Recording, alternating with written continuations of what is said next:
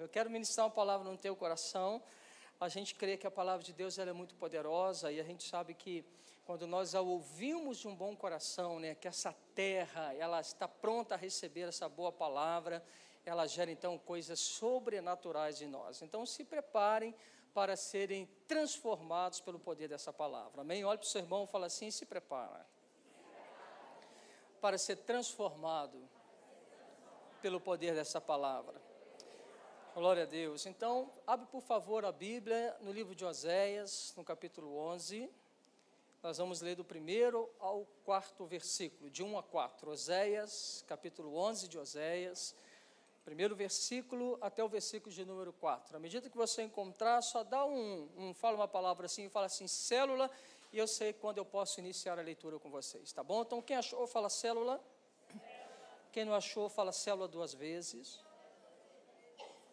Então, eu espero. Amém. Livro de Oséias, capítulo 11.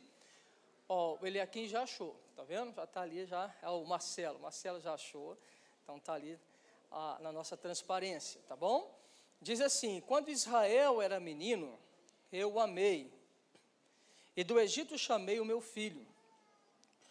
Quanto mais eu o chamava, tanto mais se iam da minha presença, sacrificavam a Baalins e queimavam incenso às imagens de escultura. Todavia eu ensinei a andar a Efraim, tomei-os nos meus braços, mas não atinaram que eu os curava. Atraí-os com cordas humanas, com laços de amor, fui para eles como quem aliviu o jugo de sobre as suas queixadas, e me inclinei para dar-lhe de comer. Então, esse texto de Oséias, vamos dar uma passadinha lá no Novo Testamento, em Atos agora, por favor. Atos, capítulo 8 de Atos, versículo 23, ok? Atos 8, versículo 23. Amém? Posso fazer a leitura? Amém? Diz assim: pois vejo que estás em fel de amargura e laço de iniquidade.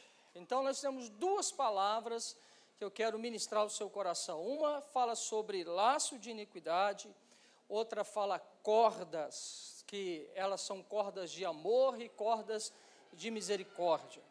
Então, Deus ministrou o meu espírito para que a gente liberasse essa palavra ao seu coração. O que quer dizer a corda de amor ou de misericórdia ou laço de iniquidade? Ainda em Atos capítulo 8, só para a gente entender o contexto, você percebe que essa palavra, né, que vejo, né, pois vejo que está em fel de amargura e laço de iniquidade, ela é endereçada a um homem chamado Simão. Simão, antes de ser de Jesus, Simão era um mago. Ele era versado nas questões do ocultismo. E este homem, ele era, de uma certa maneira, alguém que tinha um certo destaque. As pessoas iam até ele para que ele pudesse falar a respeito da vida delas. É mais ou menos como alguém que vai ler a mão, alguém que joga cartas, búzio, ou quem lê um horóscopo, alguém que coloca o futuro dela na mão de agoureiros, né, ou de feiticeiros, conforme Simão era. Simão, ele se converte, Simão, ele escuta a palavra, ele arrepende dos seus pecados, ele deixa a magia, ele é batizado e agora ele é um discípulo de Filipe. Se você começa a ler aqui a partir do versículo 9, 8, 9, você vai ver essa história sendo contada, né, a respeito deste homem, e que agora ele é crente. Fala comigo assim: esse homem é crente. Ele é batizado, ele é crente em Jesus, ele está num discipulado com Filipe, ele está caminhando. Porém, quando Pedro vai até a sua cidade, Pedro, então, ele ora e as pessoas são batizadas no Espírito Santo de Deus. E esse homem, o Simão, ele vê aquilo e ele fica assim, admirado com aquilo tudo que vê. Só que ele faz uma proposta para Pedro, né? E ele vai dizer assim com a Pedro, quer ver? Olha ali, no versículo 18, fala: vendo, porém, Simão, que pelo fato de imporem os apóstolos as mãos, era concedido o Espírito Santo, ofereceu-lhes dinheiro, propondo: concedei-me também a mim esse poder, para que aquele sobre quem eu impuser as mãos receba o Espírito Santo. Pedro, porém, lhe respondeu: o teu dinheiro seja contigo para a perdição, pois julgaste já adquirir por meio dele o dom de Deus. Não tem parte nem sorte nesse ministério, porque o teu coração não é reto diante de Deus. Arrependa-te, pois, da tua maldade, e roga ao Senhor, talvez lhe seja perdoado o intento do teu coração. Aí o texto que nós lemos: pois vejo que está em fel de amargura e laço de iniquidade. Eu quero dar um destaque, então, para a vida de Simão, para que a gente possa se situar. Simão é crente como eu e você somos. Simão é um homem que largou a vida pregressa como eu e você largamos. Simão é aquele que começou a caminhar com Jesus através do ministério de Filipe, como eu e você também estamos caminhando. Mas Simão, ele é diagnosticado com um coração amargurado e preso em iniquidade. Olhem para mim, por favor. Ele está preso em amargura e ele está preso na iniquidade. E Pedro olha para ele e fala assim: isso não é bom. Você está caminhando com Cristo, mas seu coração está em amargura e você foi preso no laço de uma iniquidade. Laço de iniquidade significa aquilo que prendeu aquele moço. Ele é crente, mas está preso. Ele está na igreja, mas está aprisionado. Ele canta para Deus, mas está aprisionado. Ele ora a Deus, mas está aprisionado. Ele vai à escola dominical, mas está aprisionado. É um homem que é de Jesus, mas está aprisionado no seu coração. E isso ficou perceptível quando ele, pela boca, ele revela o coração dele. E a intenção do coração dele, que de fato era poder manipular sobre pessoas e governar sobre pessoas sem que Deus tivesse o estabelecido para estar lá. Na realidade, uma coisa que Simão nunca largou mão, ou pelo menos estava aguardando para que isso pudesse acontecer, é verdadeiramente estar numa posição onde todo mundo o aplaude, onde todo mundo o reconhece e onde ele continua sendo um grande vulto. E ele acha que as coisas de Deus, elas podem ser compradas. Olha para o seu irmão e fala assim: compradas. Fala assim: adquiridas. Bom, é verdade que a gente, para receber as coisas do Senhor, nós precisamos comprar. Comprar através de perseverança, comprar através de busca. É verdade, se nós queremos a unção e se nós queremos o Espírito Santo movendo a nossa vida, a gente precisa ter uma busca em Deus, do qual nós o colocamos em primeiro na nossa vida e nós dispusemos o nosso coração a buscá-lo até encontrá-lo. Isso então significa também uma busca frenética, uma negociação no sentido onde eu me entrego para ter mais do Senhor. Então, significa que Simão está fazendo da maneira errada. Simão quer ter o poder do Espírito Santo de Deus, mas ele usa de meios equivocados para poder adquiri-lo. Isso não quer dizer que Deus não queira dar. Significa que a maneira como Simão está buscando não está de acordo. Da mesma maneira como aqueles dois homens foram buscar a Arca da Aliança. E quando então eles colocaram a Arca da Aliança em cima de uma carroça de boi, e a carroça dá uma tropeçada, e eles botam a mão, né, os filhos do profeta, Uzá e... Você lembra aqui, me ajuda? Me falta o segundo nome. Mas eles vão botar a mão, eles vão tentar segurar a arca, e eles são fulminados e mortos. Gente de boas intenções, mas que são fulminados e mortos. Ali eles aprenderam que a maneira pela qual se transporta uma arca não é em carro de bois, não é numa lógica humana, não é numa perspectiva administrativa humana, mas se transporta a presença de Deus, trazendo a arca no ombro dos sacerdotes. 6 passos para sacrificar, 6 passos para sacrificar, até chegar num devido lugar onde a arca deveria estar. Então, quando nós nos atrevemos a ter uma ação e uma atitude, ainda que bem intencionada, mas que não é da maneira pela qual Deus estabeleceu, nós somos fulminados e mortos. Então, você percebe que, de uma certa maneira, Simão está sendo fulminado, está sendo morto. Deixa eu fazer uma pergunta para vocês. Quantos de vocês querem de fato ter mais de Deus na vida de vocês? Quantos de vocês anseiam por isso?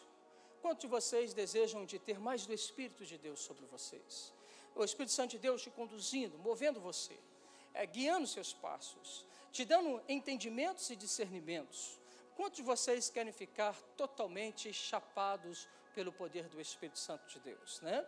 Porque a Bíblia fala para a gente não se embriagar nem com vinho ou com bebida que tem dissoluções, mas a Bíblia declara que nós precisamos sim andarmos embriagados, mas é do Espírito Santo de Deus. Olha para o seu irmão e fala assim: o cristão foi feito para não ser normal, no patamar da normalidade do mundo. Aquilo que o mundo diz que é normal, nós dizemos que não é normal. Porque imagina você, eu já fiquei embriagado, infelizmente, muitas vezes na minha vida. Quando eu não conhecia Jesus, a única coisa que eu tinha para amortecer as angústias do meu coração era nada mais, nada menos do que alguns entorpecentes da minha alma. Esses entorpecentes, além de uma vida promíscua, era também entendido como entorpecente do álcool. E eu fiquei muitas das vezes cambaleando, tropeçando e pagando muito mico. Até que Jesus ele vem e ele me embriaga. Então, presta atenção que eu quero que você entenda. Da mesma forma que um dia nós fomos controlados por uma dissolução alcoólica, e da mesma maneira que um dia nós devotamos tanto e colocamos o nosso coração nessas coisas, como sendo coisas que nos alegravam, da mesma forma como nós fomos intensos em nos dar para estas coisas, o Senhor quer nos ver maior, eu ia dizer igual, mas nem igual. Ele quer nos ver andando acima dessas coisas para poder buscá-lo. Porque Deus quer se revelar a nós, Deus quer nos fazer ficar embriagados. Deus quer nos ensinar algumas coisas, e para Ele nos ensinar algumas coisas, Ele precisa nos formatar de novo, Ele precisa nos dar uma nova forma. Não dá para nós servirmos a Deus no formato de um mundo. Fala para o seu irmão assim: não dá para você servir a Deus no formato do mundo. Fala assim: o que funciona no mundo não funciona no reino. O reino é diferente. Andar no reino é diferente. Então nós precisamos entender essas coisas. Então, primeira questão: laço de iniquidade. Laço de iniquidade está dentro do coração. Laço de iniquidade é aquilo que te prende. Laço de iniquidade é uma mente não renovada. Laço de iniquidade é a gente presa em sentimentos há anos e anos, e que não conseguem ser soltos de um passado para viver um presente que se aponta para um futuro. Preste bem atenção no que eu quero que você entenda. Se você não resolve as coisas do seu passado, você ainda não tem um presente, e o seu presente não dita um futuro. Você está sendo governado por um passado mal governado, ou mal tratado, ou ainda não tratado na sua história de vida. Se você não resolver as situações do seu passado, você está entregue a não viver um futuro de glória em Deus. Preste atenção nisso, porque isso é muito forte. Você precisa tomar uma decisão. E essa decisão é de andar hoje com Cristo, resolvendo o passado e olhando para o futuro onde Ele quer te levar. Não é mais eu e você que governamos a nossa vida, mas precisa ser Jesus que nos governa. Não sou mais eu e você que dizemos assim: eu acho que o Senhor quer isso, mas nós fomos feitos para dizer: Deus quer que eu faça isso. No reino de Deus não há lugar para nós acharmos as coisas. No reino de Deus já era para ter sido encontradas. E uma vez encontradas, para serem afirmadas no nosso espírito, no nosso coração, e viver por elas. O grande dilema de quem está achando alguma coisa é que ele ainda está procurando uma coisa que não encontrou. E ele quer fazer isso da maneira como ele sempre o fez. Por isso, cada vez que ele repete uma ação, ele mais se distancia daquilo do que se aproxima disso. A Bíblia fala que para a gente achar a Deus, a gente tem que buscar Ele de todo o nosso coração, de toda a nossa alma, de todo o nosso entendimento. Então, já não é mais como eu faço, eu já sei como se faz, então eu preciso fazer. Eu não preciso mais procurar liderança da igreja e orar a Deus, falar assim: Deus, como é que eu faço isso? Ele já disse: de toda a sua alma, de todo o seu entendimento, de tudo, tem que ser tudo. Se não for tudo, não vale. Você está me acompanhando? Amém? Glória a Deus. Eu acho que vocês estão mais viajando na maionese do que me entendendo. Mas vamos lá. Deve ter pelo menos uma boa alma que está entendendo. Vamos caminhar então, e eu quero então falar com você a respeito então do livro de Oséias. E lá no livro de Oséias, no capítulo 11, e se você ler Oséias todo, você vai ver que é uma história de amor de Deus para com o teu povo. Deus escolheu então Oséias como profeta, e Deus disse assim para Oséias, né? Ele falou assim: Oséias, eu quero que você vá e casa com uma prostituta. E Oséias vai e casa com a prostituta, tem filhos com essa prostituta, e as pessoas estão olhando para a vida do profeta e estão entendendo o coração do Pai, o coração de Deus. Chega aqui no capítulo 11, Deus ele fala do amor que ele tem pelo seu povo, mas ele também fala da ingratidão que seu povo tem para com ele. Em Oséias capítulo 11, no primeiro versículo, ele fala: quando Israel era menino, eu o amei. Quando ele era menino, eu o amei. Deus está dizendo que Deus nos escolheu. Deus está dizendo que quando nós éramos pequenos, Ele nos amou. E aqui eu queria que você começasse a pensar no pai recebendo um filho e gerando um filho. Tarcísio e Glauciane ganharam o filho, segundo. Marcinho e Fernanda também agora o segundo filho. E assim, nós estamos tendo crianças nascendo, filhos nascendo. Tem outros filhos que estão crescidos. Mas Deus fala o seguinte: eu escolhi vocês. Eu os tomei para mim. Quando vocês não eram nada, eu amei. Eu chamei vocês para mim e os te fiz de filho. E quanto mais eu chamava você, quanto mais eu ia atrás de você, você fugia de mim. Quanto mais eu buscava te achar, você se escondia de mim. E aí eu fiquei pensando um pouco nas fases do nosso crescimento. E uma vez eu vi uma criança pequena, talvez com seus 3, 4, 5 anos, em meio à face de uma perda de uma pessoa da família, essa criança, ela emite um veredito dizendo assim: agora quem vai me dar estas coisas? Eu parei, prestei atenção na fala de uma criança de 3, 4, 5 anos, eu falei assim: ele ainda não entende o que é um verdadeiro amor. Ele condiciona amor pelas coisas que nós damos a ele. Ele entende que ele é amado pelas coisas pelas quais ele recebe. Isso é criança. E se nós não damos as coisas das quais elas querem, elas fazem uma correspondência de que nós não as amamos. Uma criança pequena, ela ainda não consegue entender a totalidade de um amor, apesar de sentir que ela é amada. Mas pensei um pouco mais e disse assim: mas essa criança, ela cresce. E geralmente ela vai entrar na fase da sua adolescência.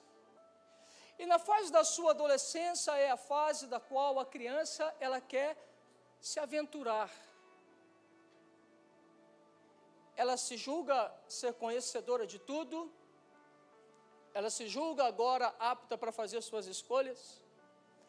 E uma das coisas que geralmente marca a vida de um adolescente é a vergonha que o adolescente tem de andar com seu pai ou com a sua mãe. Ele quer se mostrar totalmente dependente. Se antes nós levávamos os nossos filhos à escola de mãos dadas ou abraçado, agora chega um determinado momento que ele fala assim: pai, isso é careta. Não dá para a gente chegar de mãos dadas na escola, a galera vai me zoar. Então tá bom, pai, eu até quero que você me leve de carro, mas me deixa 2, 3 quarteirões para eu ir a pé, para que todo mundo pense que eu sou independente, que eu fui sozinho. essa é a expressão quando Deus aqui, ele fala no capítulo 3, que ele fala que ele o ensinou a andar. Que Deus, ele ensinou o seu povo a dar os seus passos seguros, porque Deus quer que nós vivamos vida feliz. Mas ao mesmo tempo que Deus fala, eu os ensinei a andar, mas quanto mais eu buscava você, mais você se afastava de mim. Então, o que nós temos aqui? O grito da minha e da sua independência de Deus. Quando nós queremos nos aventurar, tendo a bênção de Deus, mas não tendo a presença de Deus. A gente quer, de fato, a comodidade que Deus pode nos proporcionar, mas nós não queremos andar com Deus. Porque nós queremos ter liberdade para fazer as nossas escolhas. E nós queremos ter a liberdade para viver segundo as nossas escolhas.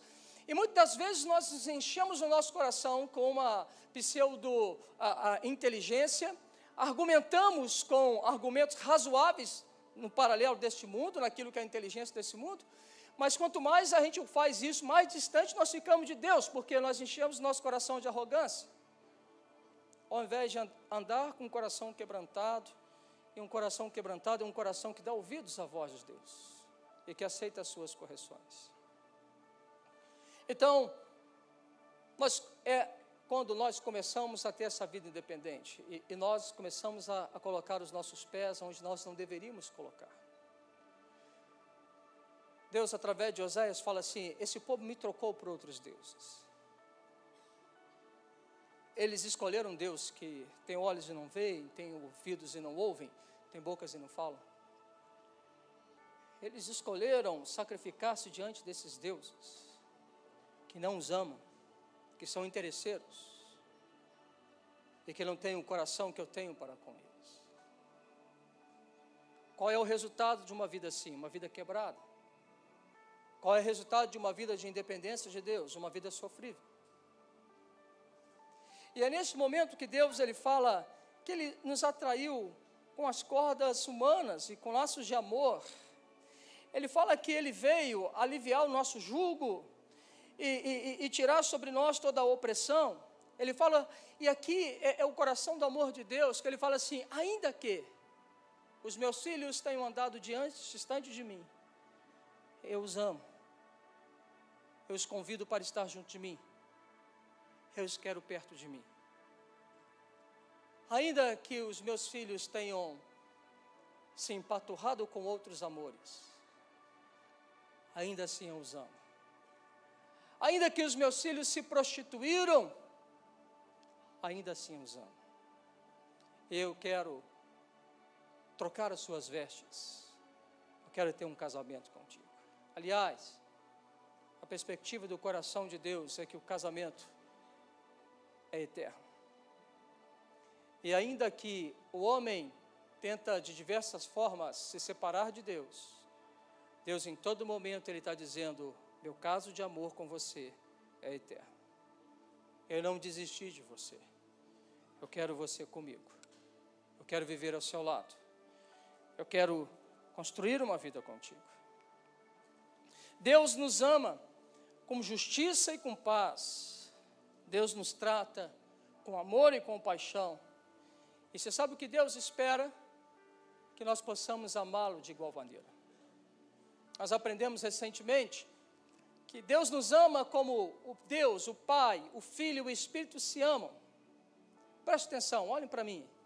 Sabe o que significa este amor? Significa que o amor de Deus, ele é pleno. Significa que o amor de Deus, ele não é variável.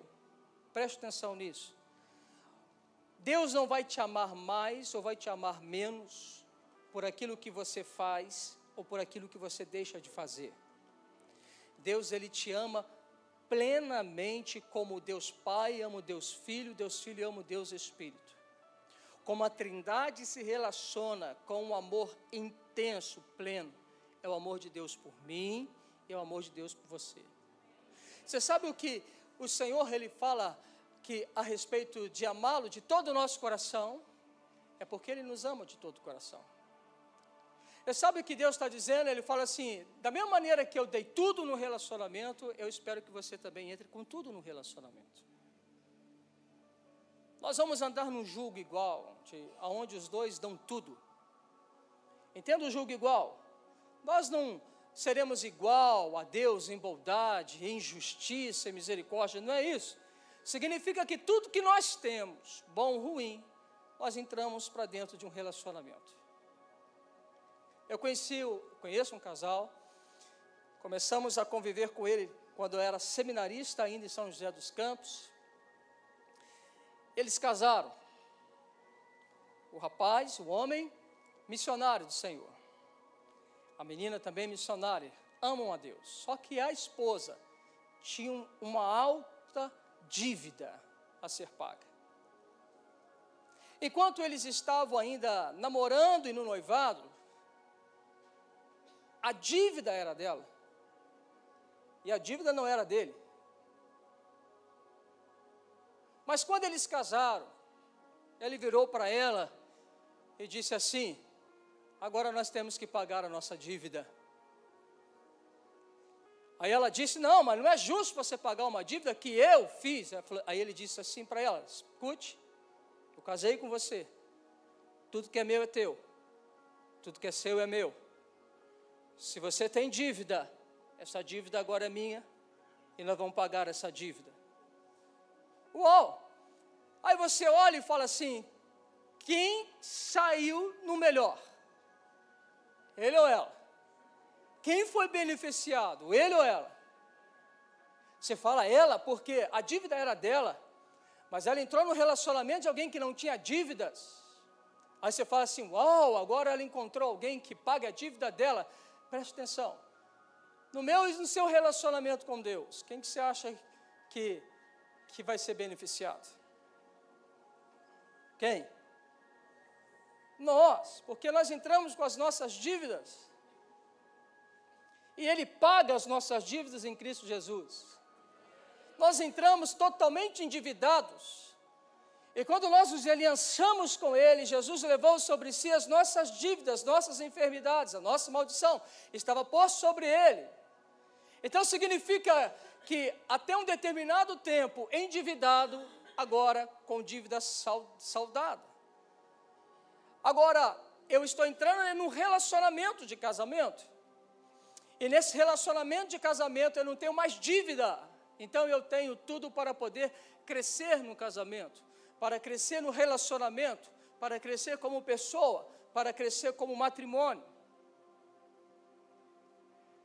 E uma das coisas que o casamento deveria ser, ainda que não seja assim nos dias atuais, mas será nas próximas gerações, mas o casamento ele foi para ser um lugar onde nós nos conhecemos na intimidade. O certo é isso. Nós vamos nos conhecer na intimidade sexual no casamento, e não antes do casamento. Então, dentro de uma perspectiva de Deus correta, então olha que interessante, eu entro numa aliança, Ele paga a dívida e eu inicio um relacionamento de inteiros. Agora eu me dou plenamente, como Ele se dá plenamente para mim. Agora eu conheço plenamente, e agora Ele me conhece também plenamente. Agora já não há mais nada que nos esconde, agora é uma transparência de um relacionamento. Há gozo, há prazer de um relacionamento. E porque eu me relaciono com Ele, tenho uma aliança com Ele, a bênção dEle é sobre mim, e aí os frutos desse relacionamento serão abençoados, que são os nossos filhos. Então, é aquilo que Paulo ele disse à igreja, quando ele fala sobre o matrimônio, ele fala: não me refiro agora a vocês, mas eu me refiro agora a Cristo e a sua igreja. A aliança, um relacionamento forte, indestrutível, aonde nós agora andamos com Ele, num pleno relacionamento, numa plena convicção de quem Ele é, de quem eu sou. Mas olha que coisa interessante, porque a Bíblia fala que pode ser que no meio desse casamento com o Senhor, a gente se encantou com outras coisas. Nós nos bandeamos o nosso coração para lugares distantes do Senhor. E o livro de Oséias fala assim: mesmo você tendo se apartado de mim, eu te quero de volta. Mesmo você andando por caminhos que só pioram a sua vida, eu quero você de volta. Eu estou disposto a reiniciar um relacionamento. Você quer? Eu estou disposto a te amar. Aliás, eu nunca deixei de amar. No livro de Oséias, Deus está dizendo para mim e para você assim: eu quero vocês de volta. Eu estou casado com você. Eu quero você de volta. Por que então o livro de Atos dos Apóstolos? Porque, veja, aquele homem é crente. Como Oséias fala para a nação de Israel, um povo crente em Deus. Aquele homem crê em Deus, Simão crê em Deus, como o povo de Israel crê em Deus. Mas a nação de Israel, assim como aquele homem, estavam prostituindo com outros deuses, com outras vontades, criando poste ídolos para eles.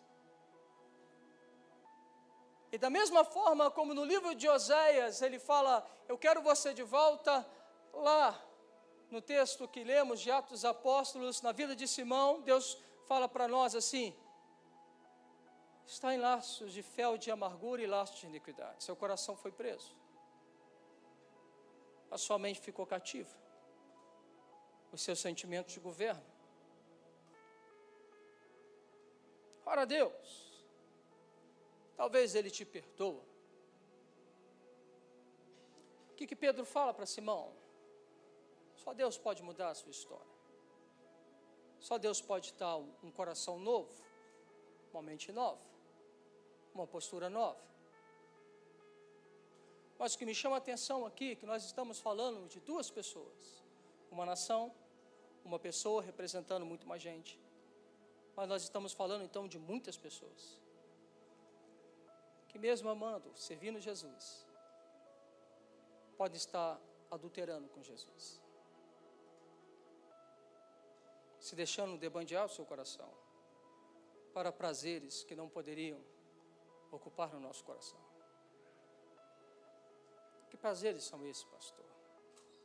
Eu não digo apenas prazeres, pecados de carne, mas eu digo quando nós colocamos outras coisas em primeiro lugar no nosso coração, que não seja o Senhor. Talvez você pode dizer assim: pastor, eu não sou mais pecador como eu era antes. Pastor, eu não peco mais como eu era antes. Eu já não bebo, não me prostituo, não me drogo como eu fazia isso antes. Eu não quero voltar mais para este lugar. O problema é que nós achamos que Deus, Ele só quer nos tirar dessas amarraduras. Nós não entendemos ainda que Deus está nos chamando para um relacionamento. Nós ainda não compreendemos que Deus nos quer ter por inteiro e não por partes. Não é apenas não mais fazer isso ou não mais fazer aquilo. Mas a voz que ecoa por todo o canto dessa terra é: eu quero ter uma intimidade com você. Eu quero voltar ao tempo da intimidade. Eu quero voltar ao tempo de nós nos conhecermos no profundo. Seu coração esfriou de amor. Seu coração já não me anseia como ansiava antes. Eu quero reatar uma intimidade contigo. Eu quero viver novamente com você, noiva minha esposa, uma intimidade que nós perdemos. O meu e o seu prazer tem que estar no Senhor e na lei perfeita, que a palavra, e a palavra é Jesus. Nosso prazer tem que estar em Cristo. O nosso coração tem que se voltar para Ele. E por fim, um texto de 2 Coríntios, capítulo 4.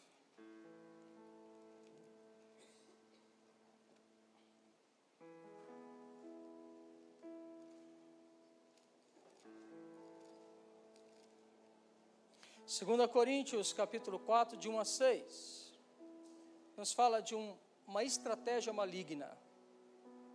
Eu quero que você preste atenção nisso, para que a gente possa orar e guerrear sobre algumas áreas. Pelo que tendo esse ministério segundo a misericórdia que nos foi feita, não desfalecemos, pelo contrário, rejeitamos as coisas que por vergonhosas se ocultam, não andando com astúcia nem adulterando a palavra de Deus. Antes, nos recomendamos a consciência de todo homem, na presença de Deus, pela manifestação da verdade. Mas se o nosso evangelho ainda está encoberto, é para os que se perdem que está encoberto, nos quais o Deus deste século cegou o entendimento dos incrédulos, para que lhes não resplandeça a luz do evangelho da glória de Cristo, o qual é a imagem de Deus.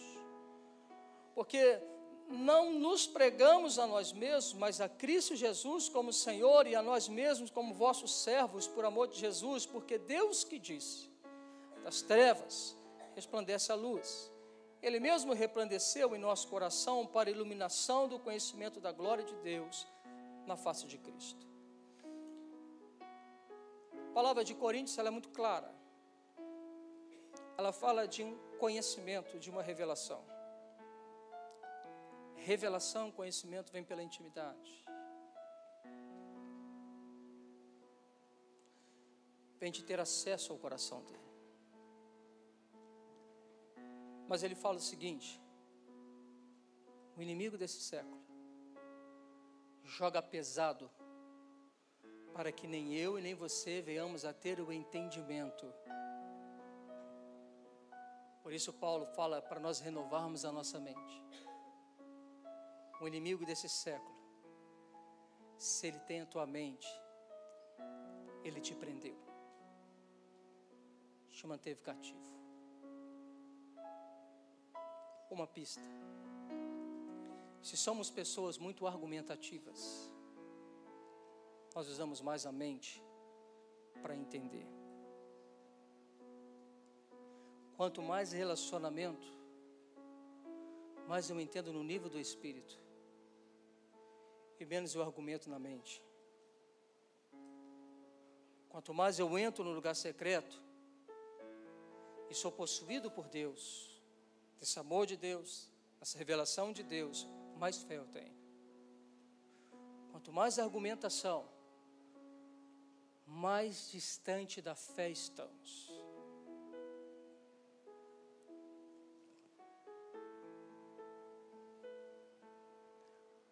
Ele nos deu um lugar, no qual ele disse, se nós tivermos a intimidade com ele, nós teremos a mente de Cristo em nós. Onde a unção do Espírito nos ensinará todas as coisas. Existe um lugar que ele está nos chamando para entrar, no lugar da intimidade com ele. O vento que sopra hoje não é apenas o vento que diz assim: aceita o Senhor e será salvo. Não é apenas o vento, não que nós não vamos pregar isso, mas não é mais aquela palavra que diz assim: olha, então se aparta por algumas situações, e aí nós nos tornamos crentes politicamente corretos. A palavra de hoje é: aceita o Senhor como Senhor e Salvador da sua vida. Se aparte do mal, mas entre nas recâmaras do seu amado. Uma parábola das 10 virgens. 5 virgens têm lâmpadas. Ou melhor, as 10 virgens têm lâmpadas. 5 virgens têm óleo. Lâmpadas é ministério. Ele está falando para o povo de Deus. Ele está falando para o povo que trabalha. Ele está falando para o povo que tem ministério, que tem chamado. Está falando para os líderes da casa, ou não líderes da casa, mas aqueles que influenciam de uma certa forma, aqueles que servem na casa. Ele está falando para aquelas pessoas que têm ministério, que é crente. Todos eles têm uma lâmpada. Fala comigo assim: tem lâmpada. Mas 5 não tem óleo. Só 5 tem óleo. 5 faz na força do braço. 5 tem óleo, porque recebe na intimidade. Jesus volta para as noivas, que é a igreja. As 5 se vêem despreparadas, porque ela fala assim: meu Deus, eu tenho um chamado, eu tenho um ministério, mas me falta óleo. Eu não sabia que você ia voltar agora, eu estava tão desesperada fazendo tantas coisas, que eu negligenciei minha intimidade contigo. Mas as 5 têm óleo, e elas querem comprar o óleo, ou quer pedir um pouco do óleo das 5, e as 5 falam assim: deu ruim, não dá. Esse óleo que eu tenho é fruto do meu esforço, do meu convívio com Ele. Esse óleo que eu tenho é fruto do meu sacrifício com Ele. Esse óleo que eu tenho são as minhas lágrimas que eu chorei com Ele. Esse óleo que eu tenho são as respostas que Deus me deu.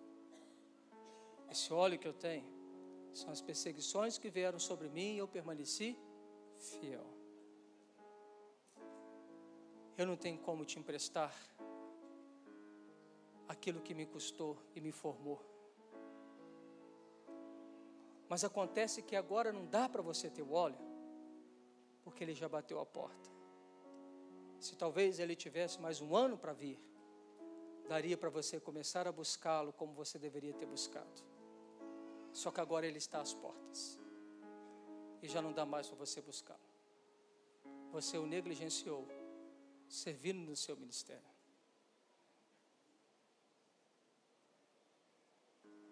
A palavra então é: o negócio não é ter só lâmpada, ministério e função. A questão é se nós temos óleo.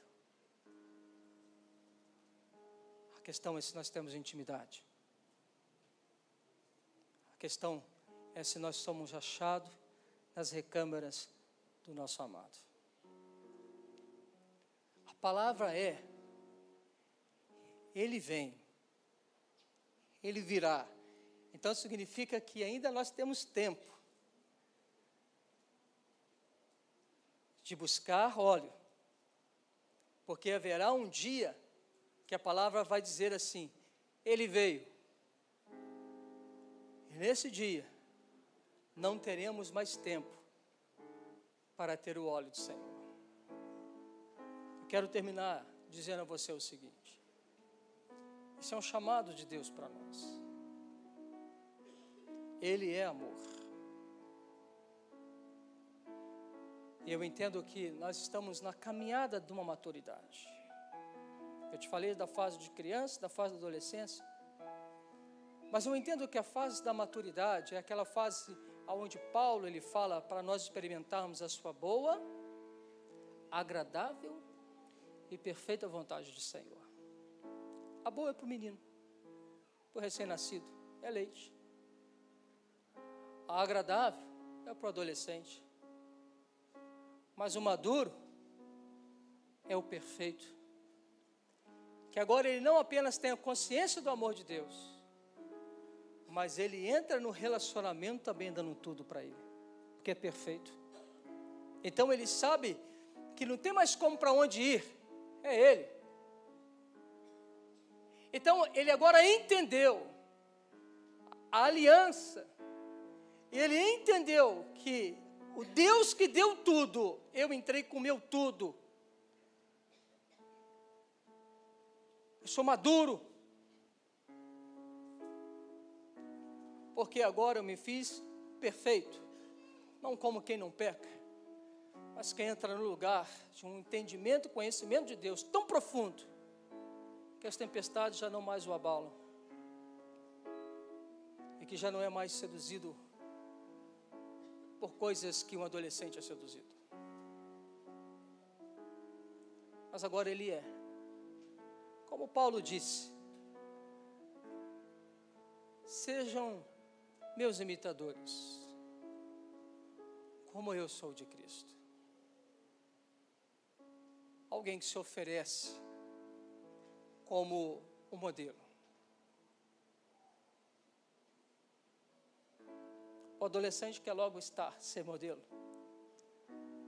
mas não quer responsabilidade. Ele quer ter a liberdade para fazer o que quer fazer.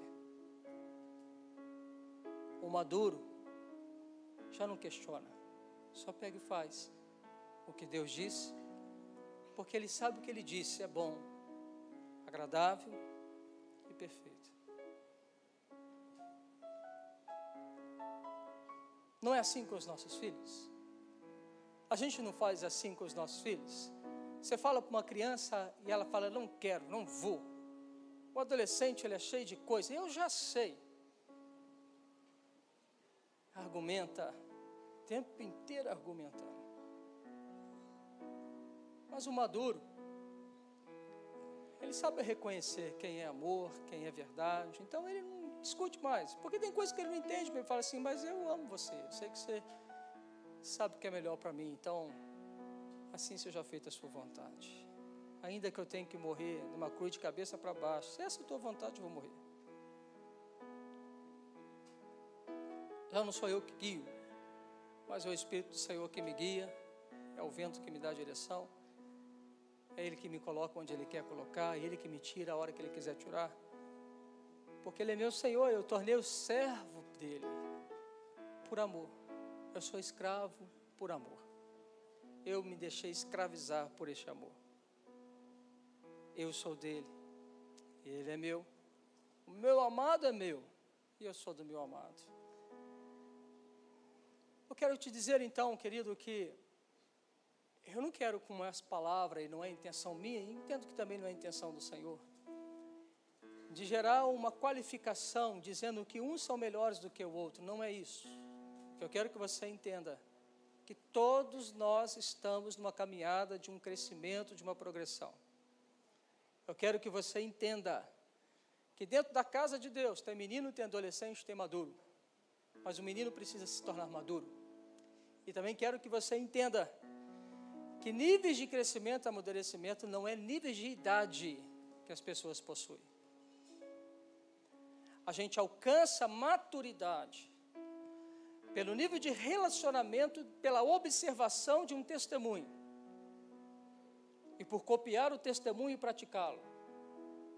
Isso me faz ser maduro. Então, eu posso ter uma idade menor e ser maduro no Senhor, experimentado no Senhor. Eu posso ter uma idade maior, mas ainda não me passar de uma grande criança. Não é a sua idade ou o tempo da igreja que nos determinam quem é o maduro e quem é a criança. É o seu tempo de relacionamento com o Senhor que faz nós crescermos. E é Ele que dirá se somos maduros, adolescentes ou ainda crianças.